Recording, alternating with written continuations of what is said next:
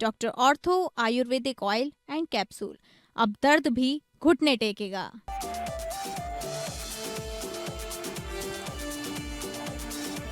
राम मंदिर चढ़ावा चोरी प्रकरण में केंद्र और बीजेपी सरकार की नीतियों पर उठे सवाल। जेएमएम और बीजेपी के बीच चुनावी हमला तेज। जेएमएम ने जांच टीम और ट्रस्ट पर उठाए सवाल, बीजेपी ने किया पलटवार। रायपुर में अविश्वास प्रस्ताव पर सियासत तेज। उप मुख्यमंत्री विजय शर्मा का विपक्ष पर तीखा प्रहार, कहा चर्चा से भागना विपक्ष की आदत। रायपुर में अमृत भारत स्टेशन योजना का शुभारंभ। 75 पुनर्विकसित रेलवे स्टेशनों के लोकार्पण तहत चंपा रेलवे स्टेशनों का भी पुनर्विकास किया गया। पीएम मोदी ने किया लोकार्पण। देवघर में सीमित संसाधन में गांव की छात्रा नेहा ने नीट 2026 में हासिल की शानदार सफलता।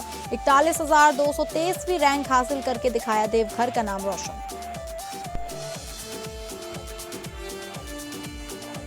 नमस्कार, आप सभी का बहुत स्वागत है स्टेट लाइव में। मैं हूं आपके साथ अंकिता सिंह। शुरुआत करेंगे स्टेट लाइव की झारखंड से, जहां मुख्यमंत्री हेमंत सोरेन ने शुक्रवार को झारखंड मंत्रालय में कृषि, पशुपालन एवं सहकारिता विभाग की उच्च स्तरीय समीक्षा बैठक की। वित्तीय वर्ष 2025-26 की उपलब्धियों और 2026-27 की कार्य योजना की समीक्षा करते हुए उन्होंने अधिकारियों को निर्देश दिया कि सरकार की किसान कल्याणकारी योजनाओं का लाभ अंतिम व्यक्ति तक पारदर्शी और समयबद्ध तरीके से पहुंचे। इस बैठक में कृषि मंत्री शिल्पी तेहा तिर्की समेत विभाग के वरिष्ठ अधिकारी मौजूद रहे। मुख्यमंत्री ने राज्य के प्रत्येक जिले में कम से कम एक मॉडल किसान पाठशाला विकसित करने का निर्देश दिया। उन्होंने कहा कि किसानों को आधुनिक और तकनीक आधारित खेती का प्रशिक्षण दिया जाए तथा कृषि विश्वविद्यालयों और अन्य संसाधनों के सहयोग से नवीन कृषि तकनीकों का प्रसार किया जाए। वर्तमान में संचालित किसान पाठशालाओं को और प्रभावी बनाने पर भी जोर दिया गया। मुख्यमंत्री ने कम वर्षा वाले क्षेत्रों को ध्यान में रखते हुए दलहन और मिलेट की खेती को बढ़ावा देने की रणनीति तैयार करने का निर्देश दिया। राज्य में सामान्य से कम वर्षा की स्थिति को देखते हुए मुख्यमंत्री ने विशेष रणनीति बनाने के निर्देश दिए। उन्होंने खासकर पलामू प्रमंडल और अन्य कम वर्षा वाले जिलों में कम पानी वाली फसलों, जल संरक्षण, जैविक खेती और व्यावसायिक कृषि को बढ़ावा देने पर जोर दिया। इसके साथ ही कृषि क्षेत्र में मजबूत प्रोक्योरमेंट सिस्टम विकसित करने की बात कही।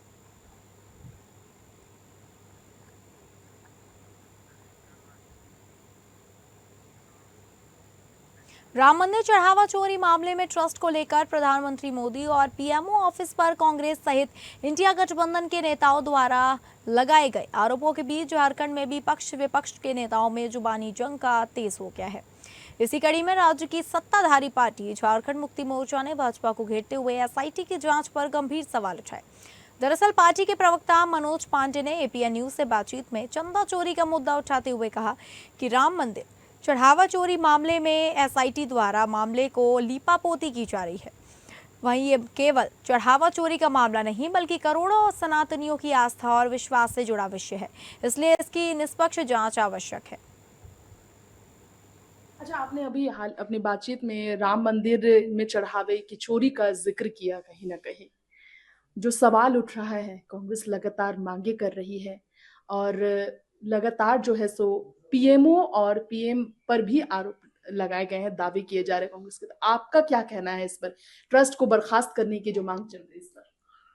देखिए, सुप्रीम कोर्ट के निर्देश पर ट्रस्ट का गठन किसे करना था? माननीय प्रधानमंत्री महोदय को। प्रधानमंत्री महोदय ने ट्रस्ट का गठन किया। किसे बिठाया? आरएसएस के लोगों को और अपने चहेते लोगों को। जबकि वो धार्मिक ट्रस्ट वहां धर्माचार्यों को होना चाहिए था, वहां साधु संतों को होना चाहिए था। वो बखूबी संभाल पाएंगे राम मंदिर का जो मैनेजमेंट है और जो भी उससे जुड़े विषय हैं। लेकिन वहां चहेते लोग बैठे और वेरी फर्स्ट डे जमीन की दलाली से लेकर जमीन की हेरा फेरी से लेकर चंदा में भी हेरा फेरी और कई 100 करोड़ का घोटाला है। ये ऐतिहासिक घोटाला है। भगवान राम के नाम पर लूट लिया इन लोगों ने भक्तों को। कई एक लोग गए, हम लोगों ने भी चंदा दिया है, किसी का हिसाब नहीं है।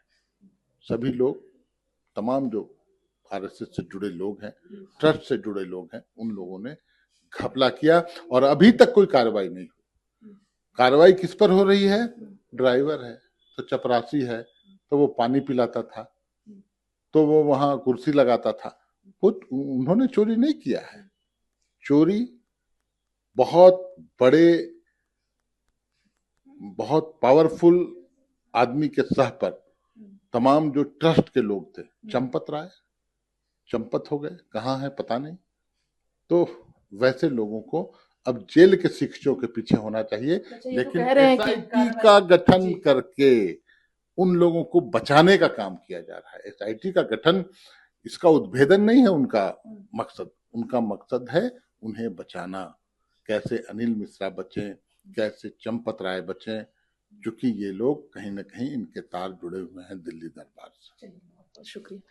तो सुना आपने हमारे बीच जो झारखंड मुक्ति मोर्चा पार्टी के मीडिया प्रभारी और प्रवक्ता मनोज पांडे हैं, उन्होंने राम मंदिर में हुए चोरी के इस मामले पर अपनी प्रतिक्रिया व्यक्त की, पार्टी की प्रतिक्रिया व्यक्त की, और उन्होंने कहा है एसआईटी के गठन के जरिए बचाव किया जा रहा है चोरों का, ये उनका कहना है। और बड़े स्तर पर लोगों के शामिल होने के उन्होंने दावे किए हैं। देखने वाली बात ये होगी कि इस कार्रवाई के तहत अंजाम तक क्या कुछ निकल कर आता। अयोध्या के राम मंदिर में चढ़ावे को लेकर, चढ़ावे के दान पेटी को लेकर जिस तरीके से हंगामा हुआ है वहां पर इसे लेकर लगातार ही देखा जाए तो कांग्रेस, झारखंड कांग्रेस आवाज उठा रही है। हाल ही में गोवा के पूर्व मंत्री मानिक ठाकरे भी आए और उन्होंने बड़ा आरोप लगाया पीएमओ से लेकर प्रधानमंत्री नरेंद्र मोदी तक पर। देखिए, राम मंदिर करोड़ों सनातन हिंदुओं की भावनाओं से जुड़ा हुआ मंदिर है और आस्था का प्रतीक है। और कांग्रेस पार्टी जिस तरह की आरोप लगा रही है, वही पार्टी है जो राम को नकार दे रहे थे। राम मंदिर नहीं बने उसके लिए तरह तरह के षड्यंत्र करते थे और सुप्रीम कोर्ट तक इन लोगों ने राम मंदिर नहीं बनने के लिए उनके माध्यम से वकील के द्वारा वहां लड़ा गया। आज अचानक सनातन और हिंदू प्रेम उनको आया है, तो इसके लिए मैं उनको बधाई देता हूं कि कम से कम वो सनातनी हैं, हिंदू हैं और हिंदू के प्रति सोच रहे हैं। उसके लिए मैं कांग्रेस के नेताओं को धन्यवाद देता हूं। लेकिन आप अगर देखिए कि जो वहां घटना घटी, जिन लोगों ने चोरी की घटना को अंजाम दिया, वहां की सरकार एसआईटी बनाकर एक एक लोगों का अपने स्तर से खंगालने का काम कर रही है, जेल भेजने का काम कर रही है, उनके संपत्ति को नीलाम करने का काम कर रही है। तो चोरी की घटना हो गई, इससे राम की आस्था से क्या लेना देना। चोर चोर हैं, कहीं कोई गलती हो जाती है या कोई घटना घट जाती है तो उसे लगातार वो समझ में आती है कि और इसमें सजगता जरूरी है। गलती के तौर पर लिया जाए, लापरवाही भी तो कहा जा सकता है। जो लापरवाह है उस पर कार्रवाई हो रही है और जो गलती किए हैं वो जेल में है। तो स्वाभाविक है कि किसी भी कीमत पर वहां पर ऐसे लोगों को बर्दाश्त नहीं किया जाएगा जो करोड़ों की आस्था से खिलवाड़ करेंगे। तो सुना आपने विधायक नवीन जायसवाल जो मुख्य सचेतक भी हैं, उन्होंने कांग्रेस के आरोपों पर करारा जवाब देते हुए इस तरीके से जो दाग लगे हैं उस पर खुलकर कहा है कि कार्रवाई लगातार जारी है, जेल भेजा जा रहा है और साथ ही साथ बर्खास्त भी किया गया है जिन पर आरोप लगे थे। देखने वाली बात ये होगी राम मंदिर में चढ़ावे की चोरी को लेकर ये मामला कहां तक जाता है और कैसे निष्कर्ष निकल कर आता है कि इस पर आगे ऐसी तरीके की घटना ना हो। फिलहाल मैं दीपक के साथ एपीएन न्यूज से मैं तृप्ति राजेश। नमस्कार। गढ़वा जिला के मेराल प्रखंड के सोहबरिया गांव में जमीन विवाद को लेकर हुई हिंसक मारपीट के बाद पीड़ित परिवार ने न्याय की गुहार लगाई। परिवार का आरोप है कि लाठी डंडा, गड़ासा और अन्य हथियारों से किए गए हमले में कई लोग घायल हुए हैं, लेकिन प्राथमिकी दर्ज होने के बावजूद अब तक किसी भी नामजद आरोपी की गिरफ्तारी नहीं हुई है। पीड़ितों का कहना है कि आरोपी खुलेआम घूम रहे हैं, जिससे परिवार भय के माहौल में जी रहा है। उन्होंने जिला प्रशासन और गढ़वा एसपी से आरोपियों की तत्काल गिरफ्तारी, निष्पक्ष जांच तथा सुरक्षा उपलब्ध कराने की मांग की है।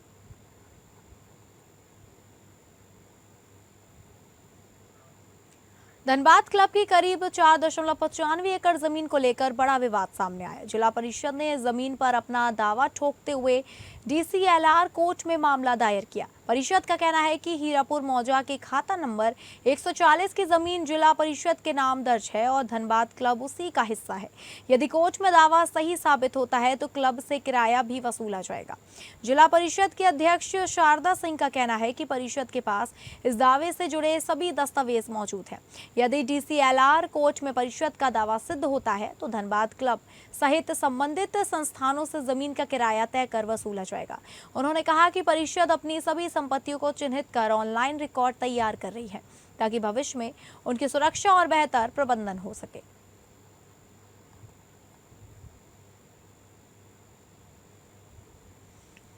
भी हम लोग का काम है कि जो धनबाद क्लब है उसमें खाता नंबर 140 लगभग 117 एकड़ जमीन 117 एकड़ जो जमीन है वो डिस्ट्रिक्ट बोर्ड के नाम से मेंशन है हर जगह। बाकी वो जो उनका 2 एकड़ कुछ है वो धनबाद क्लब का ही है। तो हम अपनी जो मेरा जो जमीन है उस पर हम लोगों ने दावा किया है और LRDC कोर्ट पे हम लोगों ने ये किया है कि हमारा है और हमारे पास खतियानी है, सारे उसके संबंधित सारे डिटेल्स पेपर हैं हमारे पास। उसको लेकर हम लोग दावा किए। अगर ये सिद्ध हो जाता है तो उनको जितना जमीन उन्होंने एक्वायर किया है डिस्ट्रिक्ट बोर्ड का उसका उनको रेंट देना पड़ेगा। हम लोग अभी गए हैं LRDC कोर्ट पे, उसके बाद हम लोग आगे जाएंगे। वो कोर्ट का काम है कि उनको दस्तावेज मंगाए उनसे पेपर। अभी वो मेरा काम नहीं है। मैंने जहाँ मुझे दर्ज कराना था हम लोगों ने दर्ज कराया है। हमारे पास खतियानी दिखा रहा है कि 140 प्लॉट नंबर 117 एकड़ जमीन डिस्ट्रिक्ट बोर्ड का है। मैंने अपने जितना जमीन मेरा है मैंने उस पर दावा किया है। वो DC कोर्ट में पेंडिंग है। वो जल्द ही हेयरिंग, अब DC साहब से मेरी उस दिन बात हुई थी, मुझे लगता है कि 1-2 ये में वो हेयरिंग हो जाए। आर्थिक तंगी और सीमित संसाधनों के बावजूद नेहा ने गांव में रहकर केवल ऑनलाइन पढ़ाई और कड़ी मेहनत के दम पर नीट 2026 परीक्षा में ऑल इंडिया 41,223वीं रैंक हासिल की। उनकी इस उपलब्धि से परिवार के साथ साथ पूरा गांव और जिला गौरवान्वित महसूस कर रहा है। इस साल नीट परीक्षा को अपेक्षाकृत कठिन माना गया। ऐसे में नेहा की सफलता और भी प्रेरणादायक बन गई। परिणाम घोषित होने के बाद उनके घर में खुशी का माहौल है। नेहा बताती हैं कि सफलता से सबसे बड़ी खुशी उन्हें अपने माता पिता के चेहरे पर मुस्कान देखकर मिली। उन्होंने गांव में रहकर प्रतिदिन करीब 6 घंटे ऑनलाइन क्लास और 6 से 7 घंटे सेल्फ स्टडी की, यानी रोजाना 13 से 14 घंटे की मेहनत ने उन्हें यह मुकाम दिलाया। नेहा की मां मुन्नी देवी ने बताया कि उन्होंने कभी बेटी पर घर के काम का बोझ नहीं डाला और हमेशा उसकी पढ़ाई को प्राथमिकता दी। समाज के तानों के बावजूद परिवार ने नेहा के सपनों पर भरोसा बनाए रखा।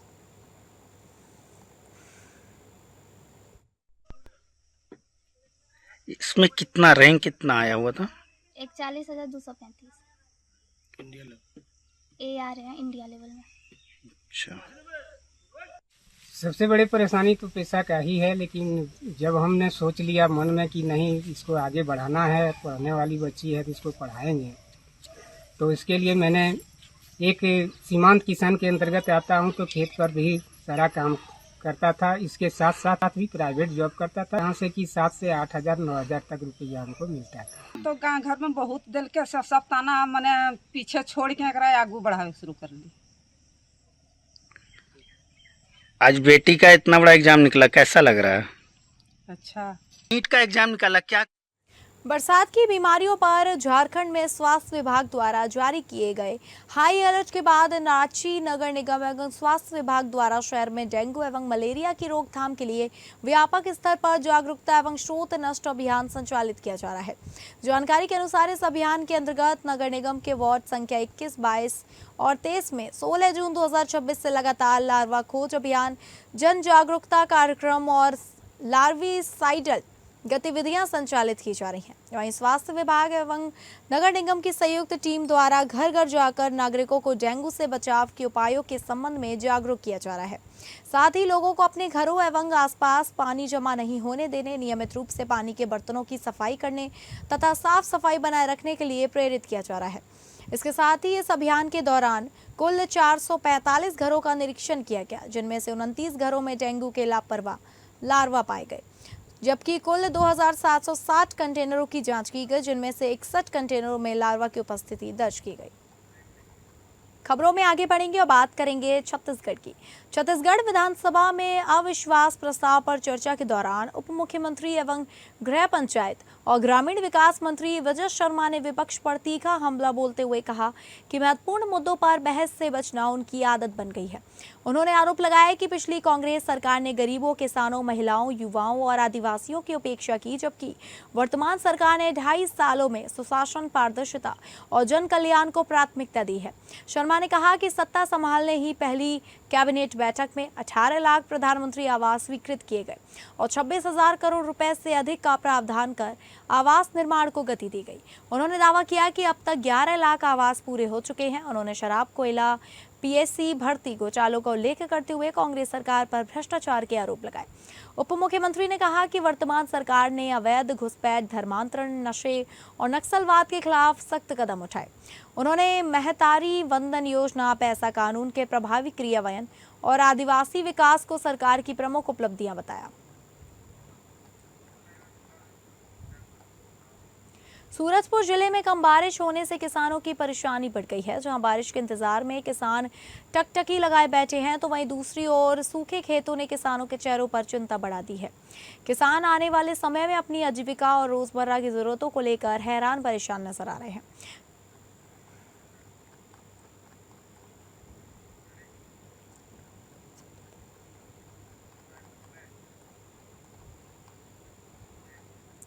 प्रधानमंत्री नरेंद्र मोदी ने अमृत भारत स्टेशन योजना के तहत देश भर के 75 पुनर्विकसित रेलवे स्टेशनों का वीडियो कॉन्फ्रेंसिंग के माध्यम से लोकार्पण किया। छत्तीसगढ़ में सरोना, बालोद और चांपा रेलवे स्टेशनों का भी इस योजना के तहत पुनर्विकास किया गया।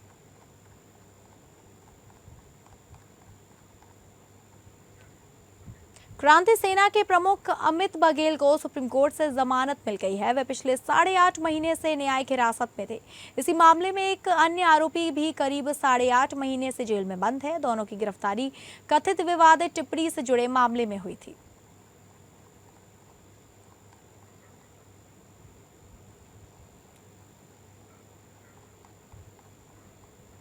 अमृत भारत स्टेशन योजना के तहत बिलासपुर रेल मंडल का चांपा स्टेशन पुनर्विकसित हो गया है। 17 जुलाई को प्रधानमंत्री मोदी चांपा समेत देश के 75 पुनर्विकसित स्टेशनों वीडियो कॉन्फ्रेंसिंग के माध्यम से लोकार्पण करेंगे, जिसमें विशेष रूप से केंद्रीय आवासन एवं शहरी कार्य राज्य मंत्री तोखन साहू और जांगीर लोकसभा सांसद कमलेश जांगड़े, पूर्व विधायक नारायण चंदेल शामिल हुए, जिसमें रायपुर मंडल के सरोना और बालोद स्टेशन भी शामिल हैं।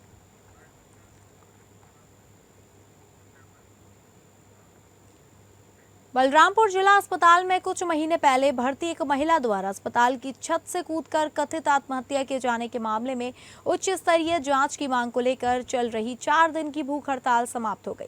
मृतका के परिजन दीपक यादव के नेतृत्व में परिजन पिछले 4 दिनों से भूख हड़ताल पर बैठे हैं। मामले को लेकर कांग्रेस के एक प्रतिनिधिमंडल ने जिला प्रशासन से मुलाकात कर परिजनों की मांगों पर विस्तृत चर्चा की। बताया गया कि प्रदेश के पूर्व मुख्यमंत्री TS सिंहदेव के निर्देश पर कांग्रेस जिलाध्यक्ष के नेतृत्व में प्रतिनिधिमंडल ने प्रशासन के समक्ष निष्पक्ष जांच और अन्य मांगों को उठाया।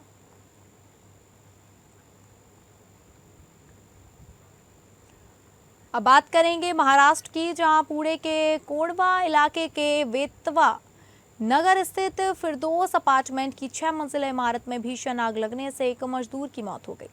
आग इमारत के भूतल पर स्थित पेंटिंग सामग्री के गोदाम में लगी थी। दमकल विभाग की त्वरित कार्रवाई से आग को ऊपरी मंजिला तक फैलने से रोका, जिससे बड़ा हादसा टल गया। अग्निशमन विभाग के अनुसार रात करीब 9:15 पर आग लगने की सूचना मिलते ही दमकल की 3 गाड़ियां मौके पर भेजी गईं।